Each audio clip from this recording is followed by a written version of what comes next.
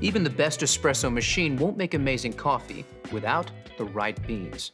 So, let's talk to an expert to get the inside scoop. Paul Geshos is a professional coffee roaster.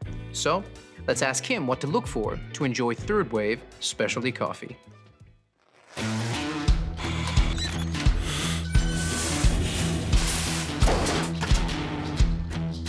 Well, it starts with freshness, but you don't want too fresh. Coffee beans are at their peak flavour from about 5 to 30 days out of roast. Immediately after being roasted, coffee releases CO2, so using it before that 5-day mark makes it a bit more challenging to work with.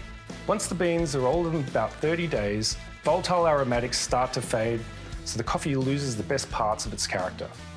Coffee beans of different origins, roast profile and age all need optimal temperatures to bring out their best. 200 degrees Fahrenheit is a great starting point to understand the flavour potential of any coffee. Coffees from South American origins, such as Brazil, are generally lower in acidity, rounded and sweet with a medium to heavy body. Their nutty and chocolatey flavour notes make them a good choice to pair with perfectly textured milk. On the other hand, coffee beans from African origins, like Ethiopia and Kenya, are higher in complex acidity and can be more floral and delicate. Stone fruit and citrus are very common flavour notes you'll experience and make these origins the perfect choice for a single origin espresso or Americano.